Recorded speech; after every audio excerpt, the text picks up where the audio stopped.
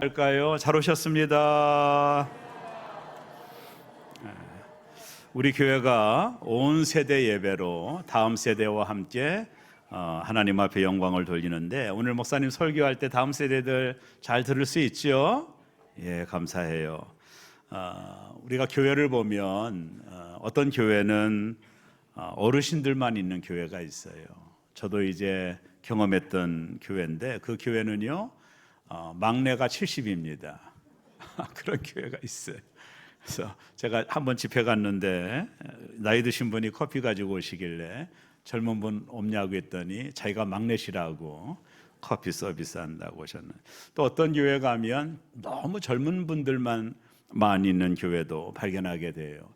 건강한 교회는 뭘까? 모든 세대가 있는 교회. 그래서 우리 새로운 교회는 모든 세대가 있는 참 좋은 교회임을 믿습니다.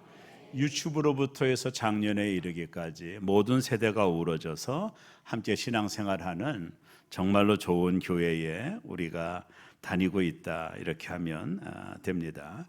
여러분, 잠깐 설교를 길게 하지는 않겠지만 교회란 무엇인가? 제가 한마디로 말하면 교회는 하나님의 가족이다.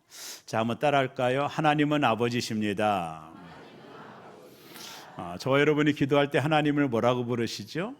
아버지. 그럼 저와 여러분은 누굴까요? 하나님의 자녀입니다. 하나님의 자녀된 우리는 한 아버지를 모시는 뭐라고 볼 수 있을까요? 그래요, 가족이라고 하는 겁니다. 아버지가 둘이 아니라 한 분 하나님을 섬기잖아요. 우리 모두는 구원받은 하나님의 자녀로서 교회라고 하는 큰 가족 안에 우리가 속해 있다, 이렇게 보면 됩니다. 신학자 존 칼빈이 이런 얘기를 했습니다. 하나님을 아버지로 부르는 하나님의 자녀는 교회라 부르는 어머니 품에서 자라나야 한다.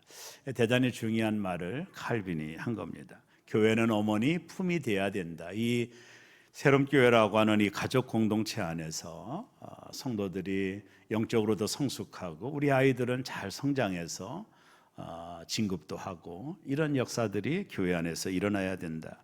그래서 가족은 선택이 아니라 책임이다, 이렇게 말할 수 있어요. 가족은 마음에 들지 않아도 떠나지 않죠. 서로 사랑하고 돌봐주는 거예요. 서로 사랑하고 서로 부족한 것을 도와주는 것이 교회예요. 그래서 교회는 가족이다. 제가 지금 손자가 지금 집에 와 있는데 그 두 번째가 한 3살인데요. 어제 그제는 이제 밥을 먹는데 제 자리에 앉길래 여긴 내 자리라고 할아버지라고 했더니 애가 삐져가지고 저쪽 구석에 가가지고 누워가지고 일어나지도 않는 거예요.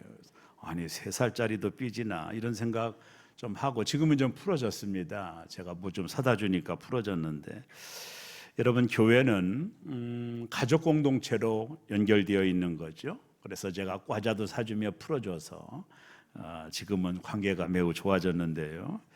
여러분, 교회를 다니는 곳으로 느끼나요? 아니면 속한 가족으로 느끼나요? 이 포지션이 대단히 중요한 개념이거든요. 교회를 한 가족으로 생각하고 있나, 이런 것이 대단히 중요해요. 요즘 교회에서 일어나는 두 가지 현상이 있거든요. 하나는 개인주의라는 겁니다.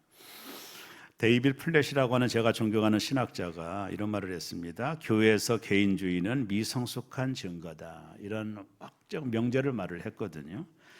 교회에서 개인주의가 뭐냐면, 내가 알아서 신앙생활 할 테니 참견하지 말고 나를 어디에도 소속시키려고 하지 마. 이거 이제 개인주의, 이거는 미성숙한 신앙의 태도라는 거죠. 교회 안에서 개인주의는 우리가 조금 문제가 있는 것이다, 이렇게 보면 돼요. 왜냐하면 교회는 가족 공동체이기 때문이죠. 또 교회를 소비주의로 접근하는 분들이 있습니다. 교회가 나를 위하여 무엇을 해주는지에 관심이 있고 거기에 목적을 두고 살아가는 분들 또한 있습니다. 그것이 아니라 가족 공동체로 있는 우리가 새로운 교회를 위해서 뭘 할 수 있나, 이걸 생각하는 것이 건강한 교회관이라고 생각을 해요. 이 두 가지, 개인주의와 그리고 소비주의에서 우리가 벗어나야만이 가족 공동체로서 교회의 연합을 이룰 수 있다, 이렇게 보면 됩니다. 교회가 이렇게 좋은 곳이긴 하지만 완벽하지는 않아요. 교회는 정말로 완벽한 곳은 아닙니다. 불완전한 가운데 서로 도와주고 세워주고 사랑함으로 공동체를 이루어가는 것, 이 패밀리즘을 이뤄가는 것, 가족 공동체를 이뤄가는 것이 교회다. 교회는 완벽한 사람들이 모인 것이 아니라 함께 자라나는 가족이다. 이렇게 정의할 수가 있습니다. 오늘 우리가 읽은 성경을 보면 가족된 우리가 어떤 기능들을 가지고 있는지 이 말씀이 잘 보여주는데, 이 펑션이라는 기능이 있죠. 자, 보면은요, 교회의 머리는 누구라고 그럽니까? 에베소 4장 15절에 보면 그는 머리니 그리스도라. 예수님이 교회의 머리고, 우리는 누구죠? 각 몸에 붙어 있는 지체라는 것이죠. 손, 발, 우리 몸에 있는 붙어 있는 지체들이 저와 여러분이라는 겁니다. 한마디로 말하면 소중하지 않는 지체가 없는 거예요. 다 지체가 소중한 것이고, 그 사람이 그것에 비면 영원히 그 자리는 공석으로 남는 겁니다. 누가 채워줄 수가 없어요. 각자 기질과 특성에 따라 하나님이 택해 주셨기 때문에 교회는 퍼즐을 맞추는 것처럼 모든 사람이 존재할 때 아름다운 하모니와 기능을 만들 수가 있는 거예요. 여러분, 지체들을 생각해 보십시오. 손이 발 보고 너는 필요 없어, 그렇게 말할 수 없죠. 그리고 입이 손에게 너는 필요 없어, 이렇게 말할 수 없는 거예요. 서로 상호작용으로 존재하는 존재, 필요치 않은 존재는 아무도 없다, 이렇게 보면 됩니다. 또 교회에 많은 세대가 있는데 서로 생각과 가치관도 다릅니다. 제가 최근에 90년대생이라 온다라는 책을 읽으면서 저도 이제 정말로 오래된 기성세가 됐다는 생각을 좀 하는데, 요즘 특별히 30, 40대 정도 되면 기성세대와는 전혀 다른 가치관을 가지고 있어요. 그걸 제가 많이 목회 현장에서 발견하게 되거든요. 그러니까 많은 세대가 교회 안에 있잖아요. 많은 생각도 가치관도 다르다라는 의미거든요. 근데 세대 간의 차이는 분열의 이유가 아니라 몸을 온전하게 만드는 풍성함이다, 이렇게 보면 되는 겁니다. 다양한 세대가 있지만 그것은 분열의 이유가 아니에요. 몸을 온전하게 만드는 풍성함이다. 아주 중요한 포인트라고 봅니다. 서로 지체로서 각자 사명을 감당하며 사랑하고 도와주는 것이 교회입니다. 가와만사성 아시죠? 가와만사성. 이 뜻은 가정이 화목하면 모든 일들이 잘 된다라는 거예요. 교회도 마찬가지입니다. 교회가 화목하면 모든 일들이 잘 되게 있어요. 왜냐하면 교회도 가족이라니까요. 여러분, 늘 싸우고 다투는 과정이 잘 될 리가 없죠. 교회도 마찬가지입니다. 교회가 화목하면 모든 일들이 잘 되게 되어 있어요. 그게 원리입니다. 자, 그럼 우리가 어떻게 하면 화목할 수 있을까? 한 3가지 정도 말씀을 나누려고 하는데, 첫째는요, 서로 사랑해야 됩니다. 한번 따라서 할까요? 서로 사랑합시다. 어떤 분은 착각하는 분이 있는데, 교회는 일하는 곳이 아닙니다. 교회는 비즈니스 하는 것도 아니에요. 교회는 일하는 곳이 아니에요. 대개 교회가 상처를 당하고 어려움을 당하는 이유는 좀 더 충성하려고 하다가 리스크가 있는 거거든요. 그러려면 충성하지 않는 게 낫습니다. 교회는 일하는 것이 아니라 교회는 사랑하는 것이라고 예수님이 말씀했어요. 또 하나님의 일을 하다가 서로 상처받으면 차라리 안 하는 게 좋습니다. 서로 아픔을 느끼면 안 하는 게 좋아요. 교회는 일하는 게 아니에요. 비즈니스 하는 것이 아닙니다. 교회는 서로 사랑하는 것이에요. 그게 원칙입니다.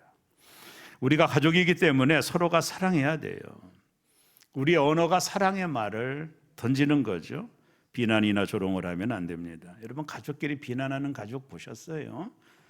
내가 하는 말이 사랑으로 하는 말인가, 내가 하는 말이 교회를 세우는 말인가 늘 생각을 하셔야 돼요. 그래서 교회는 가족이다.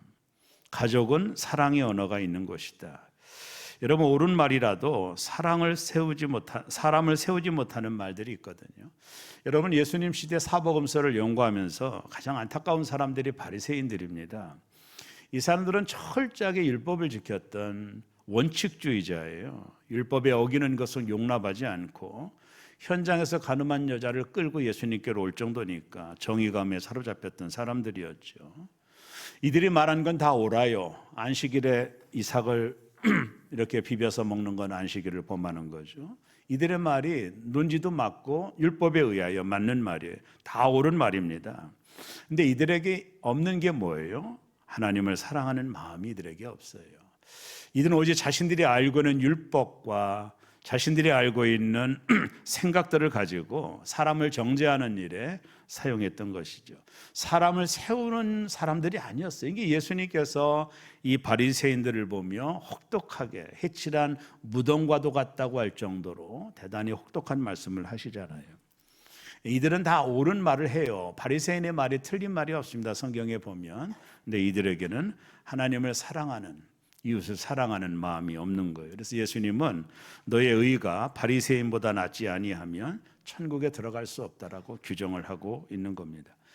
여러분, 가족은 옳은 말을 하는 것이 아니라 사랑의 말을 하는 거예요.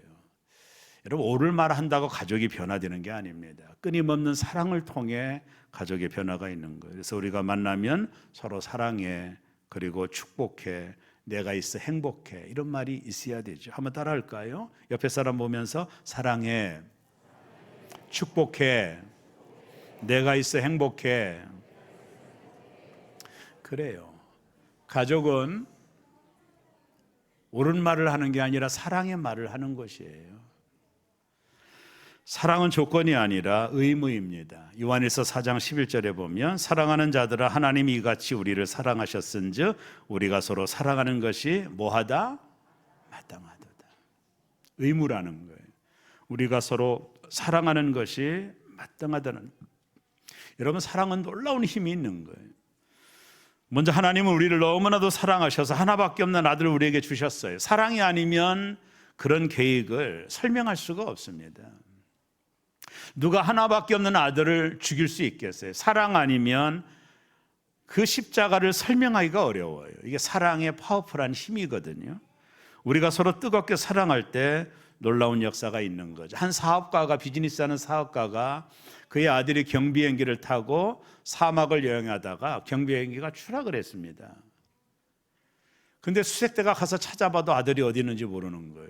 이 아버지가 얼마나 마음이 아프겠습니까? 그래서 수천 장의 전단지를 만들어 가지고 경비 비행기가 추락했던 그 주변에다 뿌렸어요. 거기에는 단 한마디입니다. 아들아 사랑한다. 그 말만 써서 전단지를 뿌렸죠. 수천 장을 뿌렸습니다. 얼마 후에 이 아들이 극적으로 구출을 받게 돼요. 그때 이 아들이 아빠에게 이런 말을 합니다. 아빠, 제가 사막에서 탈진했을 때 그 전단지를 보게 되었어요. 아빠가 나를 사랑한다, 반드시 나를 찾을 것이다라고 용기를 냈습니다. 이렇게 고백을 했거든요. 이게 사랑의 힘이거든요. 요한일서 3장 23절에 보면 그의 계명은 이것이니 곧 아들 예수 그리스도의 이름을 믿고 그가 우리에게 주신 계명대로 서로 사랑할 것이니라. 서로 사랑할 것이니라. 여러분, 교회는 서로 사랑하는 곳입니다. 가족이기 때문에 그런 겁니다. 서로 사랑한다고 말하고 서로 용기를 주는 말을 하고 서로 격려하는 말을 하는 거예요. 우리 다음 세대를 만나면 얘들아 힘내라 이렇게 말해야 되는 거예요. 왜요? 교회는 가족이라는 거예요. 제가 의학지에 이런 얘기 들어봤습니다. 그 소아과 아주 프로페셔널 전문가가 미숙아로 태어난 아이들을 케어하고 돌볼 때 치료하는 방법이 있대요. 차트에다가 간호원들에게 무슨 오다를 내리냐면 이 아이는 3시간마다 사랑을 받아야 함. 이게 치료 방법이라는 거예요. 이게 간호사들이 미숙가로 태어난 아이들에게 3시간마다 사랑을 쏟으라는 거예요. 이게 최고의 처방이라는 거거든요. 그때 아이가 건강하게 성장할 수 있다는 의학적으로 나온 데이터의 결과거든요. 영적으로는 마찬가지입니다. 우리는 서로 사랑을 받을 때 힘이 나는 거예요. 여러분, 저도 장로님들도 성도님들도 모두 다 우리가 서로 사랑할 때 힘을 공급받는 거예요. 실은요. 사랑을 받을 때 힘이 나는 겁니다. 왜냐하면 교회는 가족이기 때문에 서로 사랑해야 되는 거예요. 사랑은 최고의 보약입니다. 최선의 양약이에요. 이게 사랑의 힘입니다. 우리가 서로 사랑할 때 우리는 서로 연결되고 한 가족을 이룰 수 있는 거예요. 몸이 서로 연결되고 결합되는 방법은 바로 서로 사랑하는 것입니다. 그래서 사랑의 띠로 교회 공동체가 연합하여 하나를 이룰 때 가와만사성이 아니라 교회 만사성이 되는 거죠. 그때 새로운 교회의 앞나루에 너무나도 좋은 일이 많이 일어나게 되는 겁니다. 우리 새롬교회가 사랑의 띠로 서로 하나가 되는 그런 교회가 되기를 주의 이름으로 축원합니다. 우리 교회 좋은 일이 많이 일어나시는 2026년도가 되기를 주의 이름으로 축복합니다. 또 두 번째, 어떻게 하면 화목할 수 있을까? 서로 도와줘야 된다. 한번 따라합니다. 서로 도와줘야 됩니다. 여러분, 우리가 서로 지체라고 그랬죠? 지체라고 하는 것은 서로 도와줘야 살 수 있는 존재예요. 여러분, 손 혼자 살 수 있습니까? 다리 혼자 살 수 있나요? 지체는 서로 도와줘야만이 살 수 있는 존재라는 거예요. 그래서 오늘 에베소 4장 16절에 보면, 그래서 온 몸이 각 마디를 통하여 도움을 받고, 이 마디를 통하여 몸이 도움을 받는다. 지체는 서로 도와주고, 그래서 부족한 점을 서로 채워주는 거예요. 약점도 있죠. 그러나 비난하고 조롱하지 말고 서로 도와주는 거예요. 가족은 그런 공동체예요. 약하지만 도와주는 거죠. 우리 아이들이 가정 안에서 부모 마음에 안 들더라도 계속 도와주는 거죠. 잘 자랄 수 있도록 도와주는 것, 그게 교회 공동체의 모습이다. 몸은 각 마디를 통해 도움을 받는 거예요. 골로새서 2장 19절에 보면 또 다른 말씀을 하거든요. 온 몸이 머리로 말미암아 마디와 힘줄로 공급함을 받고 연합하여 하나님이 자라게 하심으로 자라느니라. 이 힘줄이 나오잖아요. 이런 몸은 모든 마디 관절로 연결되어 있잖아요. 그리고 그 위에 힘줄이 온 몸의 흐름으로 몸이 건강해지는 거예요. 마디와 힘줄의 도움으로 몸이 건강해지는 것처럼 교회라고 하는 것은 서로가 서로를 도와줌으로, 서로로 윈윈함으로 교회의 건강함을 만들어갈 수 있다라는 거예요. 한때 재미난 유머가 있었거든요. 어느 교회에 착실하게 신앙생활하는 부부가 있었어요. 근데 어느 날 주일날 남편이 교회 가기 싫다고 투정을 하는 거예요, 아내에게. 아내가 물어봅니다. 아니, 당신 왜 교회 가기 싫으냐고. 이게 남편이 사람들이 나를 싫어하는 것 같아서 나는 교회 가기 싫다고 말했어요. 그때 아내가 무슨 말이냐, 사람들이 왜 당신을 싫어하느냐, 그렇지 않을 것이다. 아무리 설득해도 남편이 고집을 부리며 교회 가지 않겠다고 하는 거예요. 그때 아내가 이렇게 말합니다. 여보, 아무리 그래도 그렇지 당신이 교회 담임 목사인데 교회를 안 가면 어떻게 하겠느냐 그랬어요. 저는 이 유머를 보면서 저 솔직히 교회 안 오고 싶을 때가 있었거든요. 저도 그래요. 아이, 안 가고 싶어. 실은 저도 그렇거든요. 여러분들은 오죽하시겠어요. 교회 안 가고 싶을 때도 있죠. 상처받았을 때 저도 그런 거요. 인간이기 때문에. 그럴 때 우리가 서로 사랑으로 도와주고 서로 격려하여 힘을 줘야 되는 거죠. 그게 교회 공동체예요. 세 번째, 서로 연결되고 결합돼야 된다. 중요한 말씀이죠. 오늘 예배서 4장 16절에 보면 연결되고 결합되어 커넥팅이라는 거죠. 영유아부와 유초등부가 서로 연결되고 유초등부와 청년부가 서로 연결되고 청문부와 장년부가 서로 연결되는 거죠. 그래서 유치부 잘 마치면 유초등부로 잘 올라가고 또 신앙에 성장을 하고 유초등부 잘 마치면 유초등부로 올라가서 신앙이 더 성장하고 청년부 잘 마치면 장년부로 가서 신앙이 더 성장하는 다 연결되는 거죠. 또 교회와 가정도 잘 연결돼야 됩니다. 신앙교육을 교회만 맡기면 안 되고 가정에서도 교회와 함께 신앙교육이 이루어져야 되죠. 생각해 보세요. 교회에서 많아야 한두 시간인데 가정은 늘 함께하는 것이기 가정이 더 중요한 거예요. 교회와 가정이 서로 커넥팅 되어서 우리 아이들의 신앙을 더 성장시키는 그런 연결점이 매우 필요하다. 또 교회와 지역 사이도 잘 연결되어 지역을 섬기는 일에도 교회가 최선을 다해야 된다라고 봅니다. 오늘 온세대 예배드리는 교육부서와 장년부가 연결되어 있음을 확인하는 시간 아닙니까? 우리는 모두 한 가족이라는 것을 느끼는 이 시간이 온세대 예배라고 보는 거예요. 그러나 정말 중요한 것은 예수님과의 연결이죠. 병원에서 의사가 사망 진단을 내릴 때 그 판단의 기준이 뭔지 아세요? 바로 뇌의 기능이 정지될 때 뇌사 판정을 내리면 사망으로 본다고 해요.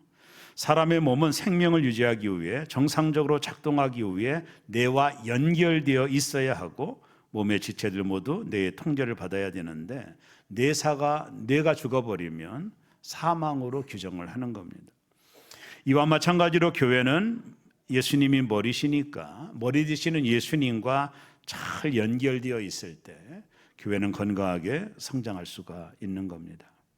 2026년 한 해 우리 새롬교회가 머리 되신 예수님과 잘 연결된 교회, 지체들이 서로 사랑으로 연결된 교회, 그래서 날마다 건강하게 성장하는 새롬교회 되시기를 주의 이름으로 축원합니다. 마지막으로 어느 교회 홀로 교회를 다니는 할머니 한 분이 계셨다고 그래요. 남편도 일찍 세상 떠났고 자녀들도 다 사망을 죽어서 혼자 교회를 다니는 원룸이라는 작은 방에서 혼자 살아가는 할머니였다고 합니다. 교회에 오셔서 가장 앞자리에 앉아서 예배를 드렸는데 또 성격도 내성적인 것 같아서 조용히 예배를 드리고 집에 가는 그런 분이었다고 그래요. 어느 겨울날 폭설이 내린 주일이죠. 예배가 끝나고 성도들이 다 빠져나간 후에 한 청년이 할머니를 보게 됩니다. 다 낡은 신발, 낡은 외투, 그리고 우산도 없이 눈을 맞으며 서 있는 할머니를 청년이 본 거예요. 청년이 할머니 옆에 가서 할머니 혹시 집에까지 제가 모셔드릴까요? 그리고 자신이 썼던 우산을 받쳐줬어요. 그때 할머니가 이렇게 말했습니다. 교회 와도 늘 혼자인 줄 알았는데 오늘 보니 내가 아직 가족이 있었구나. 그 후에 교회는 할머니의 필요를 채워주기 시작했어요. 모든 성도들이 할머니의 필요를 채워주고 케어하고 돌봐줬습니다. 어느 금요일 날 할머님이 앞에 나와서 간증을 했습니다. 이렇게 말했습니다. 교회는 예배만 드리는 곳이 아니라 내가 다시 딸과 손자를 얻은 곳입니다. 그렇습니다. 교회는 가족입니다. 우리는 다 연결되어 있는 가족입니다. 어머니 품과 같은 교회에서 다음 세대나 우리 모두가 건강하게 성장되어져 가는 가족입니다. 교회는 서로 사랑을 나누는 가족입니다. 옳은 말보다는 사랑의 말을 하는 곳이 가족입니다. 우리 새롬교회 안에 모든 성도들이 가족이라고 하는 의식을 가지시고 서로 사랑하고 서로 도와주고 서로 세워주어서 온 세대가 2026년도 금년 한 해를 행복하게 보내는 한 해가 되기를 주의 이름으로 축원합니다. 한번 따라합니다. 우리는 연결되어 있습니다. 함께 있어 행복해요. 함께해서 행복해요. 그래요. 우리는 한 가족입니다. 그리고 우리는 서로 사랑하는 겁니다. 우리는 서로 어려울 때 도와주는 겁니다. 그것이 가족 공동체의 모습입니다. 우리가 서로 뜨겁게 사랑하면 우리 새롬교회에 좋은 일이 지금보다 더 많이 일어날 줄로 믿습니다. 따라합니다. 사랑합니다. 축복합니다. 기도하겠습니다. 하나님